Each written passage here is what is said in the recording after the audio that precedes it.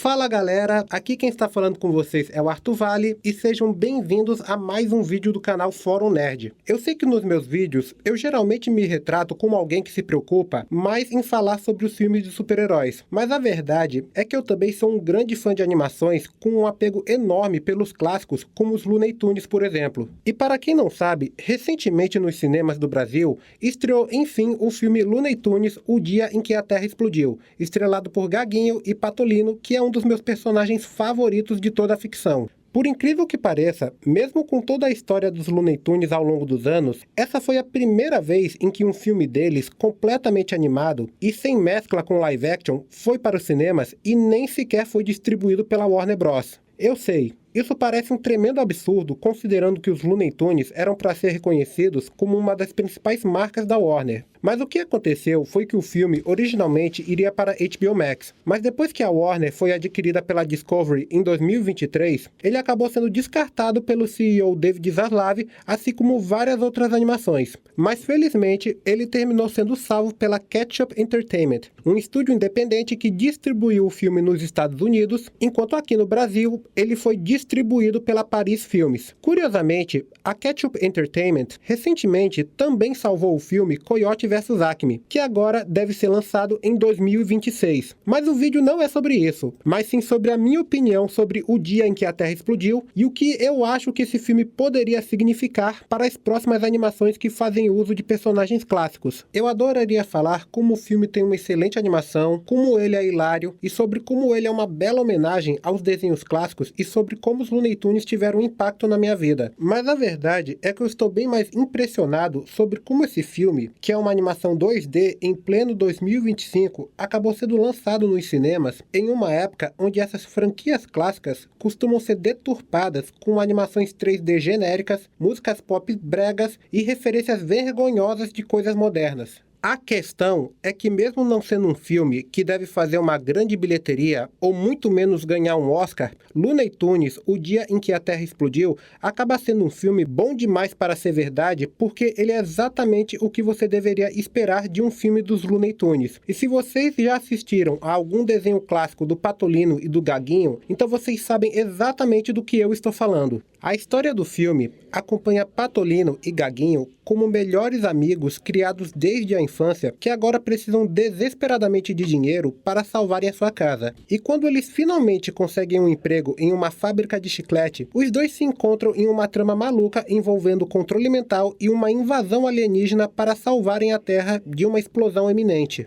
Além do humor visual, que é bem tradicional nos desenhos dos Looney Tunes, o filme tem uma animação bastante fluida e personagens extremamente expressivos. A dinâmica dos dois protagonistas é bem semelhante com a dos seus curtas mais recentes na série Looney Tunes Cartoons da Max, com Patolino em particular tendo a sua personalidade mais maluca dos seus desenhos clássicos, ao invés da mais rabugenta que ele costuma ter quando contracena com Pernalonga. O vilão do filme é um alienígena cujo nome eu não lembro de terem mencionado, e que usa chiclete para controlar a mente das pessoas ao redor do mundo. De início, eu até me perguntei por que eles só não usaram Marvin, o marciano, que sempre queria explodir a Terra para ter uma visão melhor de Júpiter, ao invés de terem criado esse novo personagem. Mas aí eu vi que ele fazia expressões faciais muito boas e a motivação dele acabou fazendo bem mais sentido para a história. Aliás, vou logo avisando para não esperarem por participações especiais de outros Looney Tunes, já que, de novo, esse é um filme do Patolino e do Gaguinho, a não ser que você se importe ou saiba quem é Petúnia. Outra coisa boa sobre o filme é que em nenhum momento eles tentam modernizar os personagens com referências de coisas atuais, ou chamando Star Talents para um elenco de dublagem. Pelo contrário, eles usam as mesmas vozes clássicas de sempre e tem até uma cena onde eles chegam a zombar de influenciadores digitais. E embora eu ache bem difícil que as crianças de hoje em dia tenham o mesmo apelo pelos Looney Tunes que as gerações passadas tinham, eu ainda acho que valeu a pena investir em algo mais tradicional com esses personagens personagens ao trazê-los de volta para os cinemas, pois ainda existem pessoas que pedem por esse tipo de filme, mesmo que elas não sejam necessariamente uma grande maioria. E aproveitando que eu estou falando de desenhos clássicos que ganharam filme, eu também gostaria de abordar um caso que ocorreu durante a produção do filme do Pateta de 1995. Para quem não sabe, o filme do Pateta recentemente teve o seu aniversário de 30 anos e para comemorar a ocasião, a Disney lançou o documentário Not Just a Goofy, onde os envolvidos falam sobre a produção do filme. E uma parte que me chamou a atenção foi quando o diretor Kevin Lima contou a história de quando o ex-CEO da Disney, Jeffrey Katzenberg, quase arruinou o filme quando ele sugeriu que o Pateta deveria ser dublado pelo comediante Steve Martin usando a sua voz normal.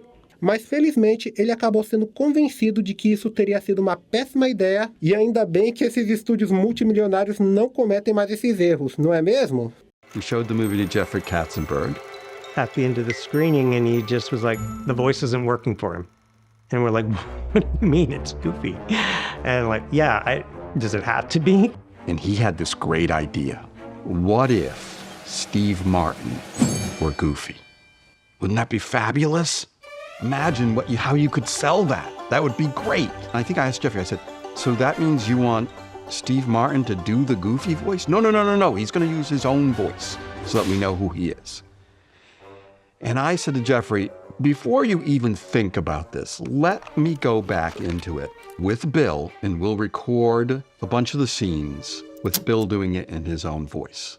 Because I knew, how can you make a Goofy movie, or how can you play Goofy with just a regular person's voice? That would be like having Mickey Mouse, right, speak with Cary Grant's voice. It's just incredibly ridiculous.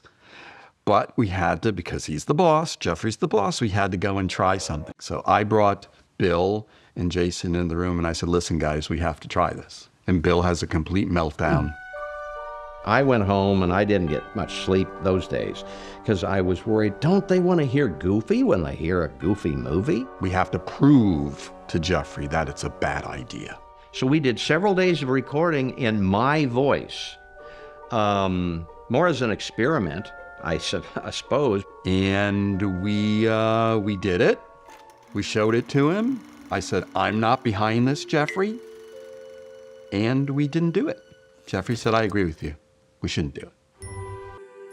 This is how the whim of a studio executive can change a movie in a moment if you don't fight back against a bad idea. Pode parecer bem aleatório falar de Disney no meio de um vídeo sobre Looney Tunes, mas eu quis trazer isso à tona porque, embora o público leigo não repare muito nessas coisas, fica evidente que os envolvidos que trabalham nessas animações percebem que esses personagens não precisam ser remodelados ou trazer nada de revolucionário para proporcionarem conteúdos de boa qualidade. Pode não ser algo que vai render muito dinheiro, como um Divertidamente 2 ou um Minecraft da vida, ou que vai mudar a cabeça de executivos sobre como animações deveriam ser abordadas nos cinemas, mas pelo menos esses são filmes que têm o seu coração no lugar certo, ao contrário de outras tentativas patéticas que vêm saindo ultimamente. Sério, pra que vão fazer outro filme dos Smurfs onde eles vão pro mundo real? De qualquer jeito, mesmo que O Dia em que a Terra Explodiu não seja exatamente o melhor filme do mundo, eu fiquei bem feliz em poder ver uma animação tão bem feita nos cinemas com alguns dos meus personagens favoritos de infância, e eu pessoalmente adoraria ver essa volta das animações 2D tradicionais nos cinemas, mesmo que ela pareça bem improvável de acontecer. E mesmo eu sendo contra esse descaso que a Warner tem com seu próprio departamento de animações, eu ainda sou grato que pelo menos houve um estúdio que quis adquirir esse filme para que ele fosse visto pelos fãs. Embora não seja muito, tudo que eu posso fazer para mostrar o meu apoio a esse filme é contribuir comprando o meu ingresso no cinema, e eu também estarei bem entusiasmado para apoiar Coyote vs Acme quando o filme finalmente sair no ano que vem. Como vocês podem ter percebido, eu gostei desse filme o bastante para finalmente fazer outro vídeo nesse canal, então se vocês puderam assistir nos cinemas ou têm interesse em me ver falando mais sobre outras animações, por favor, curtem os nossos vídeos, não se esqueçam de se inscreverem no nosso canal, de ativarem o sino para não perderem nenhuma notificação e, por fim, de nos seguirem nas nossas redes sociais. Valeu e isso é tudo, pessoal!